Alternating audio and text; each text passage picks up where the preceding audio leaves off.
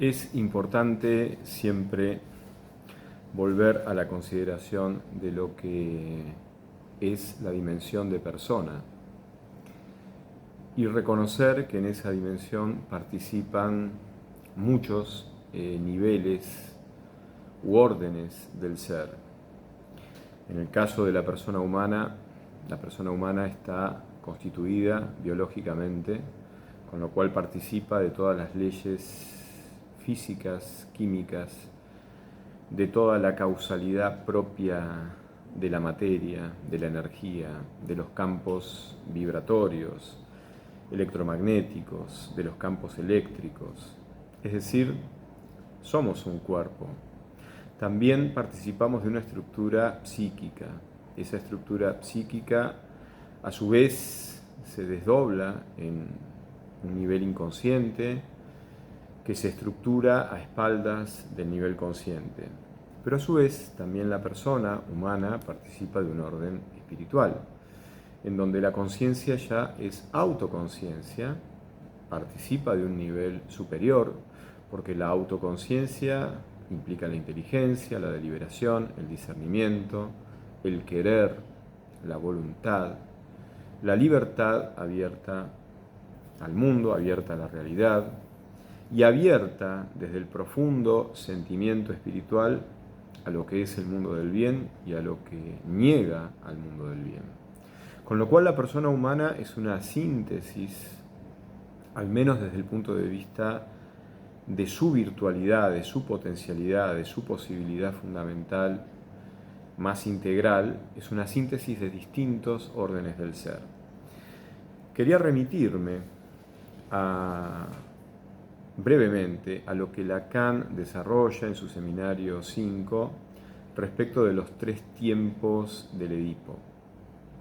Lo que Lacan está estudiando, haciendo abstracciones y reducciones que pueden ser aceptables porque toda ciencia, toda disciplina científica enfoca una parte de la realidad y cuando construye su objeto de estudio hace un enorme recorte, dejando al margen o por fuera aspectos del ser que de alguna manera inherentemente está vinculado con lo que después se llama el objeto del conocimiento.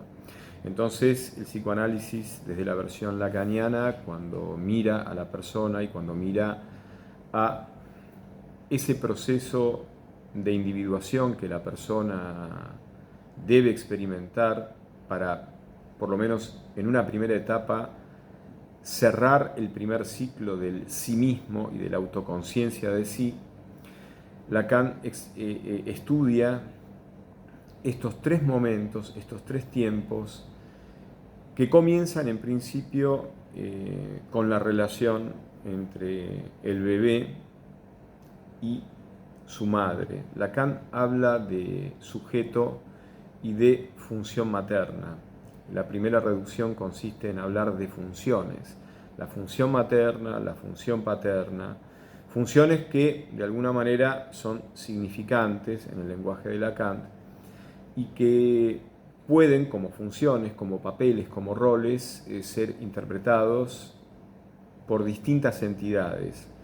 Con lo cual, desde la reducción a función, a mero significante, la madre no necesariamente es la madre biológica, no necesariamente es una mujer, y la función paterna no necesariamente está interpretada por el padre biológico, por el varón padre biológico.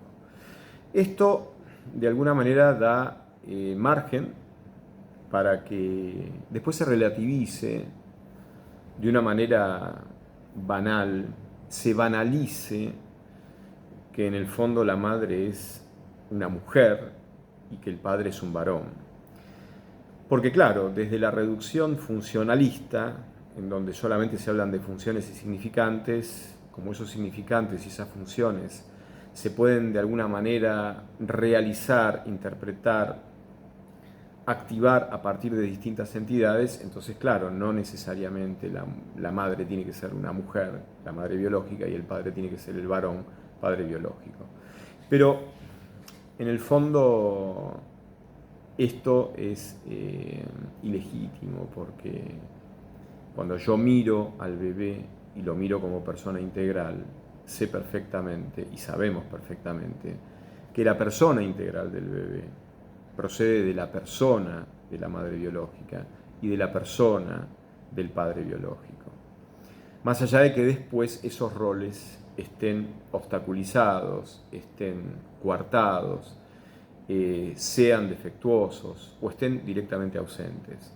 Pero si miramos al niño como una persona que es lo que es y por lo tanto debe ser mirado así, entonces no podemos relativizar, banalizar el hecho de que la función materna sea la madre biológica pudiendo ser otra cosa y que la función paterna no sea el padre biológico pudiendo ser otra cosa. En el fondo, no podemos cometer esa falacia naturalista de la cual hablaba David Hume, según la cual se confunde lo que es tomándolo por lo que debe ser, se identifica lo que es con lo que debe ser. En el fondo que desde el punto de vista de la interpretación de un rol, de un papel, de una función, haya varias entidades que pueden hacer ese papel, que pueden cumplir esa función, no significa que todas esas entidades tengan la misma jerarquía, la misma importancia, la misma influencia y el mismo carácter esencial, distintivo, tan decisivo en muchos puntos. Así que en absoluto se relativiza y se banaliza, debe banalizarse, en absoluto debe banalizarse o debe relativizarse en absoluto que la función materna sea la madre biológica, que la función paterna sea el padre biológico. En el primer tiempo, de los 3 tiempos que Lacan analiza, lo que la mirada de Lacan hipotetiza es que hay una fusión entre el bebé y su madre,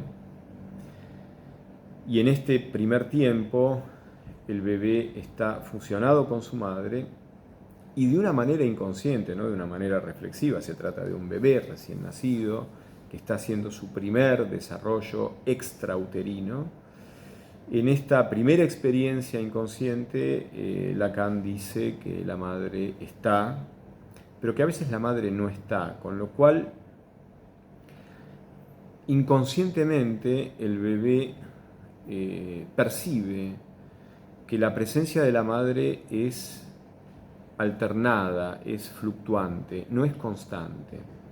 Esto de alguna manera sirve para simbolizar que cuando la madre no está con él es porque está deseando otra cosa. Con lo cual, en este primer tiempo, todo el esfuerzo inconsciente del bebé es identificarse con el objeto de deseo del deseo de su madre. Es decir, lo que en palabras de Lacan, tomadas de Hegel, lo que el bebé desea es ser deseado por su madre, ser el objeto de deseo de su madre. Hegel ya planteaba que a diferencia de los deseos animales y no racionales que van hacia un objeto, el deseo humano en realidad, más que un objeto, busca ser deseado. O sea que el objeto del deseo humano es el deseo del otro que tenga por objeto a uno mismo. El deseo es ser deseado. El deseo es un deseo del otro, poniéndonos nosotros como objeto de ese deseo del otro. Ser deseado por el otro. Entonces, en este primer tiempo, el niño busca ser el objeto de deseo de su madre. En este primer tiempo, Lacan señala que el padre no necesariamente tiene que estar presente, activamente presente. Lacan denomina a esta situación como una presencia velada del padre. Ahora, ¿qué sucede? En el segundo tiempo, dado que el bebé ya percibió la inconstancia de la presencia de la madre, lo que el bebé está percibiendo es que hay un objeto que ya no solamente no es él, sino que es un objeto que la madre desea y que a su vez alcanzar ese objeto de deseo, del deseo de la madre, ya no está al alcance de las propias fuerzas maternas. Si en el primer tiempo la madre estaba mirada como autocompleta con su objeto de deseo, que es simbólicamente denominado falo, en este primer tiempo la madre está percibida como un ser autosuficiente, autocompleto, del cual depende de sus propias fuerzas conseguir el objeto de su deseo. No necesita de la fuerza de un otro. En cambio, en el segundo tiempo, la madre es percibida como dependiente de un otro. La madre es percibida de modo tal de que ya ella no es autosuficiente para cumplir sus deseos proporcionándose sus objetos de deseo, sino que ella ya no es autosuficiente, no está autocompleta. Y es más, el hecho de percibirla como deseante, pero sin la suficiente fuerza o la suficiente potencia o la suficiente capacidad en cuanto a recursos propios para asegurarse su objeto de deseo, le abre al bebé la percepción, al niño la percepción, de que hay cosas que ya no dependen de su madre. Hay una especie de legalidad que la excede, que la trasciende. Hay algo que ya no depende de sus propias fuerzas. Entonces se inscribe desde Lacan un otro, pero un otro con mayúsculas, porque ya es un otro que regula un orden, que regula una legalidad que ya no está al alcance de las propias fuerzas autosuficientes de la madre. Es una legalidad que excede a la madre. Entonces, en este segundo tiempo, la madre ya cambia de ser percibida como un ser autocompleto, con su falo, con su objeto de deseo y con los recursos suficientes para proporcionarse el objeto de deseo que necesita, pasamos a una madre autoinsuficiente, es decir, no tiene ya los recursos necesarios por sí misma para proveerse su objeto de deseo porque ese objeto está en otro orden y depende de una legalidad que ya no está inscripta en su propio poder, sino que trasciende al poder de la madre y esta legalidad está en poder de un otro. Este otro con mayúsculas es lo que se llama, en el lenguaje de Lacan, la metáfora del nombre del Padre. El nombre del Padre está aludiendo como significante a una legalidad que trasciende a las fuerzas de la madre y que es una legalidad que a su vez va a determinar que la madre no puede desear todo. Por eso aparece el nombre del Padre bajo la figura de la privación.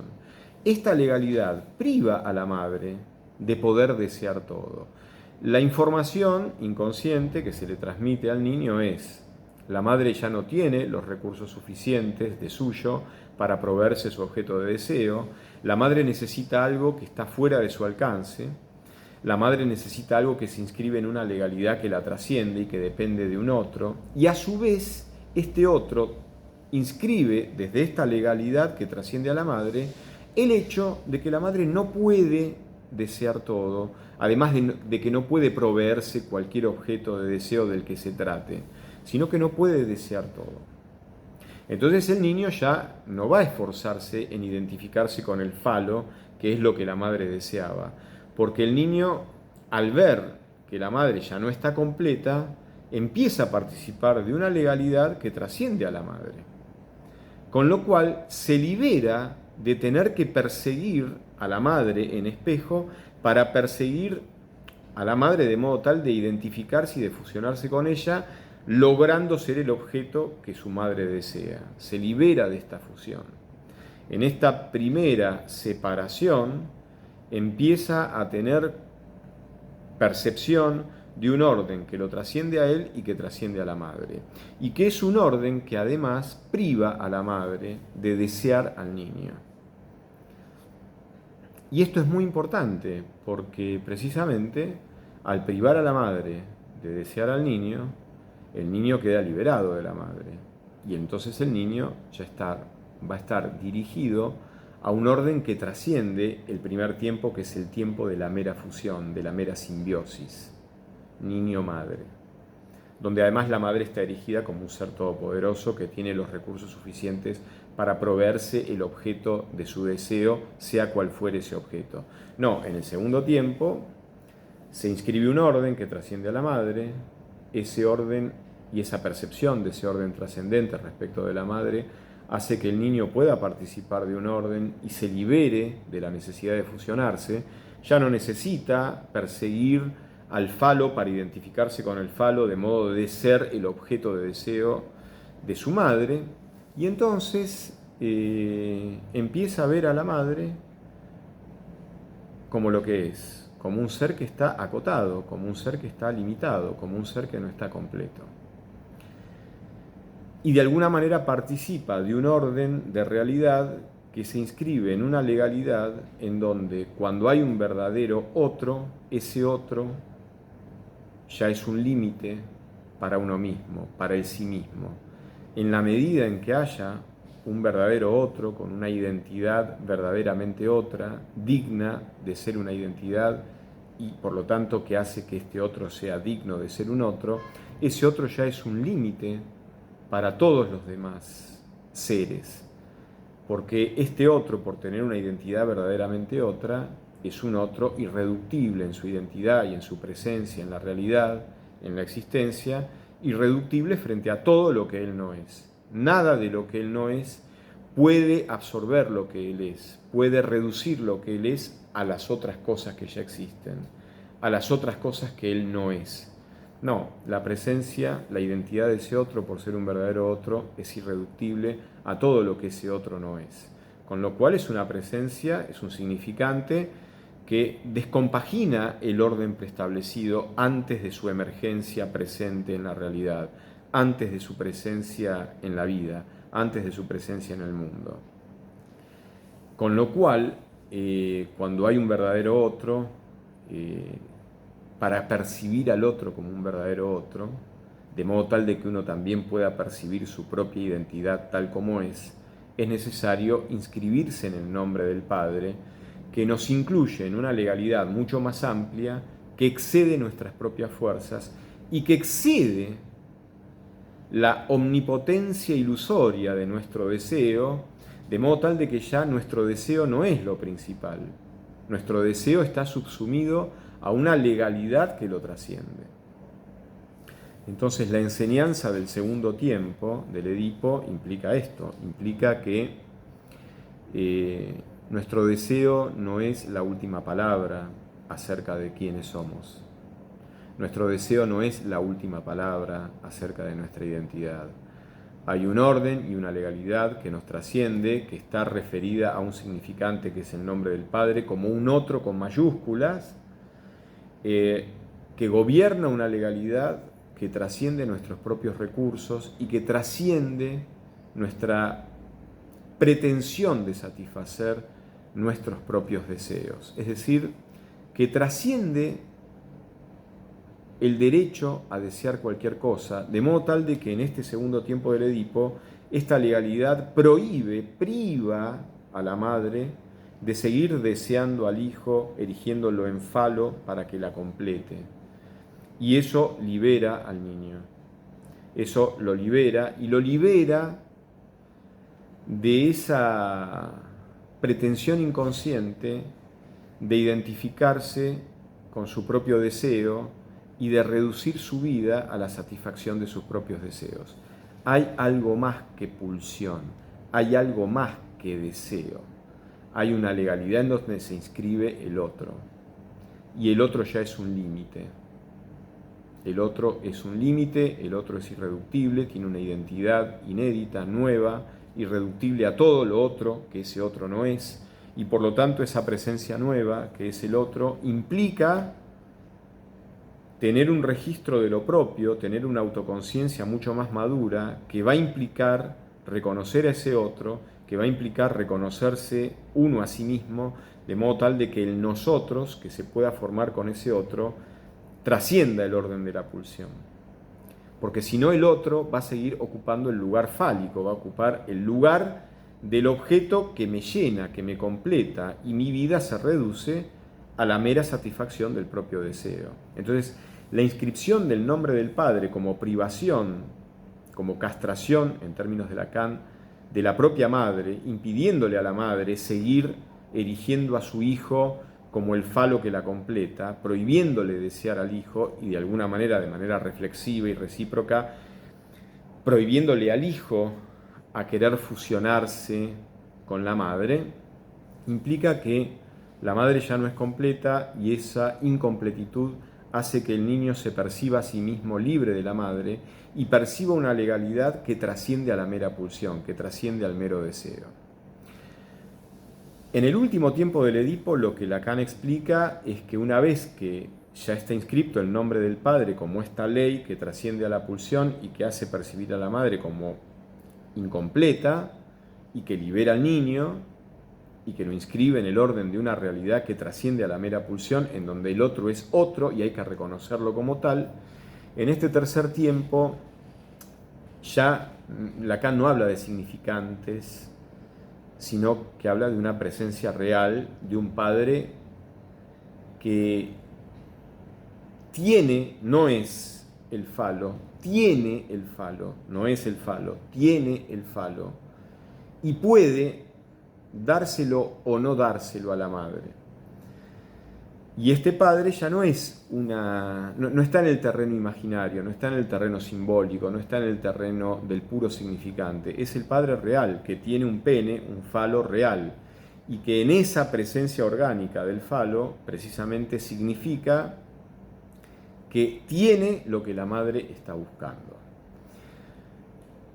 En este tercer tiempo del Edipo, cuando la función paterna, dice Lacan, se actúa correctamente, o sea, sin fallas, y este sin fallas Lacan lo reitera muchas veces, cuando la función paterna actúa sin fallas, el niño varón, reconociéndose desde su órgano, desde su pene concreto, se identifica con el padre, y entonces, dice Lacan, ya queda identificado como varón, que es lo que es, y con la función propiamente masculina, que es tener el falo que la madre está buscando, pero para dejarlo en reserva como recurso, para que cuando llegue el tiempo propicio, que será, según Lacan, el tiempo de la pubertad, pueda usar ese falo tal como lo usa el padre, pero no con su madre, sino con una mujer que ya no es su madre, pero que tiene que ser una mujer.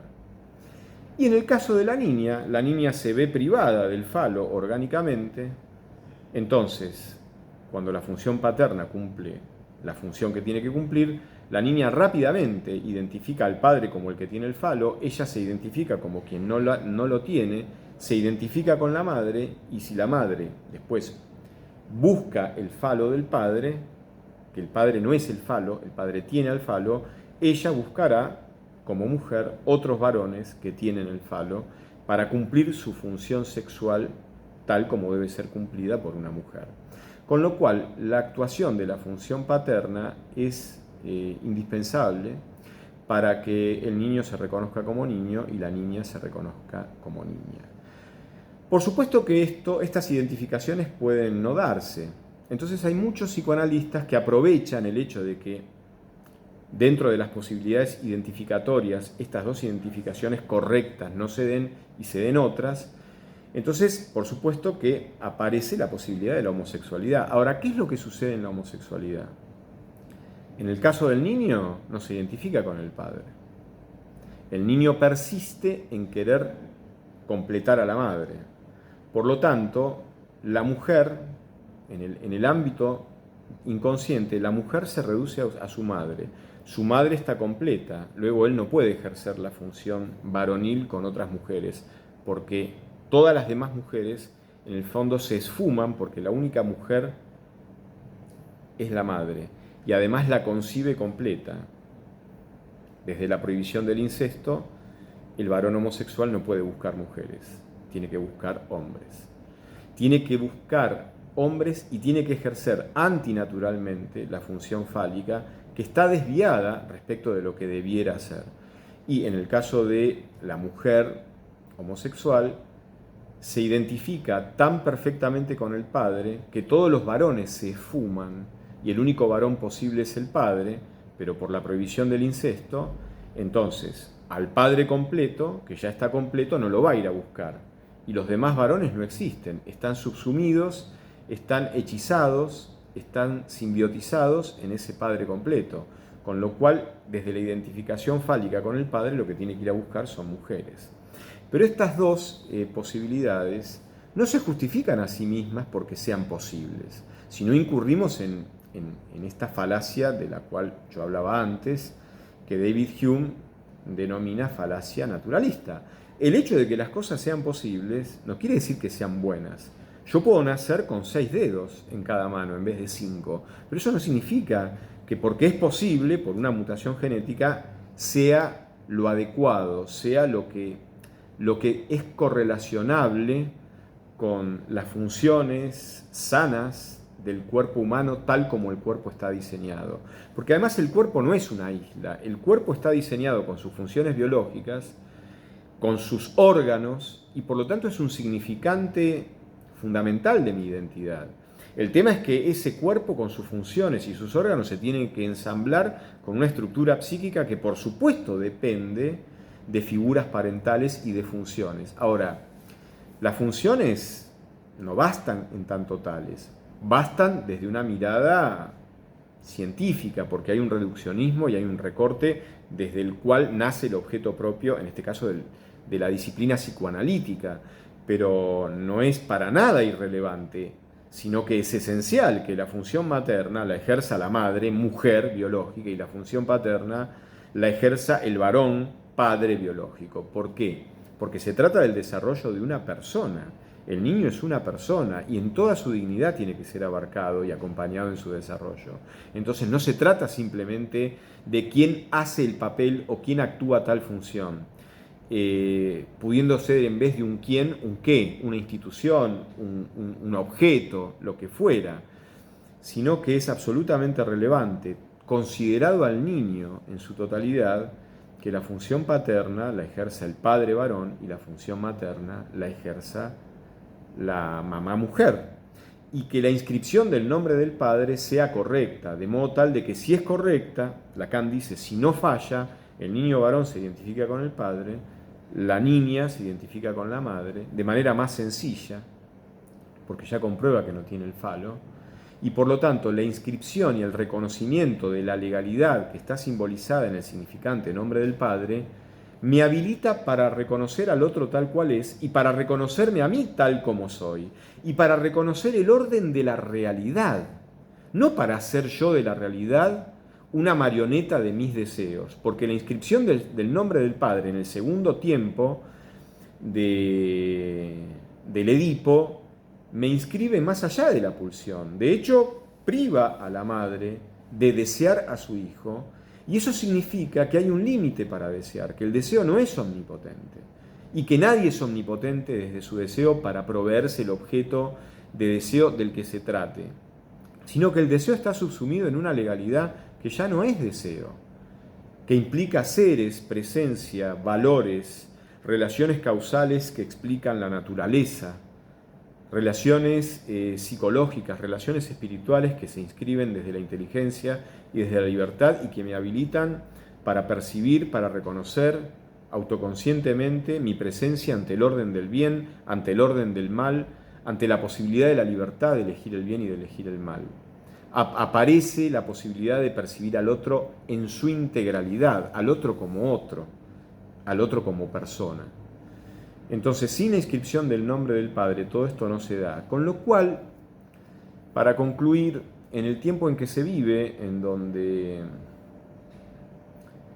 de una manera New Age, que está vinculada con familiaridades antiguas, que se pueden titular bajo la denominación hippie, estos personajes que aparecen muy pacíficos, que aparecen muy liberales, en el sentido de que no hay dramas, en el sentido de que no hay oposición, cada uno tiene su vida y es totalmente respetable y nadie va a tener conflicto con el otro. Desde estas posturas, lo que se está haciendo es exacerbar justamente el propio deseo como valor supremo. O sea, es volver al tiempo uno de la metáfora del padre en el complejo de Edipo. Es retrotraer todo a la primera fase, que es una especie de continuación de la fase intrauterina. Y el mundo no es un útero. En el mundo donde hay una legalidad que me trasciende, donde hay separaciones reales entre los seres, y mucho más entre dos personas, porque estas visiones New Age, hippies, que niegan la dualidad, que niegan la separación entre los seres, que sostienen que estamos todos unidos en una comunión inalterable que procede y se sustenta en un universo totalmente conectado, una totalidad madre. Todas estas visiones son erróneas porque dos personas entran en comunión si lo deciden, si lo eligen. En el universo existen bienes que están predeterminados naturalmente, pero los bienes de mayor altura son los bienes que tienen un valor moral, y esos bienes son los bienes que la libertad puede elegir. Y los puede elegir dándoles a los bienes elegidos una existencia nueva, inédita, al testimoniarlos la libertad a estos bienes en su propia vida, intransferible. Estos son los bienes de mayor valor, pero estos bienes proceden de la libertad. Entonces, para que dos personas estén en comunión, lo tienen que elegir, lo tienen que decidir. Por lo tanto, debe haber una separación originaria, irreductible entre un yo y un tú. Porque de hecho hay una separación irreductible entre dos seres diferentes, porque es lo que yo decía, un verdadero otro inscribe un límite irreductible para todo lo que ese otro no es. Ese otro es una emergencia nueva, irreductible a todo lo demás. Por lo tanto, hay una separación irreductible. Pero esa separación, en el caso personal, en el caso de personas, esa separación entre un yo y un tú, es el espacio donde el yo y el tú son libres para poder elegirse en una reciprocidad, en un nosotros, donde sí hay un horizonte de sentido, de valor, de camino, de permanencia, de dignificación recíproca uno con el otro, para poder entrar en comunión. Pero ese bien es elegido, no está en el universo. Entonces, estas visiones New Age que niegan la dualidad, nos intentan retrotraer al primer tiempo del Edipo e intentan que el universo sea un útero, porque está negado el nombre del Padre, porque está negada la realidad, porque está negada la verdadera identidad de cada otro, porque hay una relativización banal de lo que vale y de lo que no vale. Es la época de la posverdad en donde ya no interesa la verdad. Es una época que está en el borde de una psicosis potencial. Hasta pronto.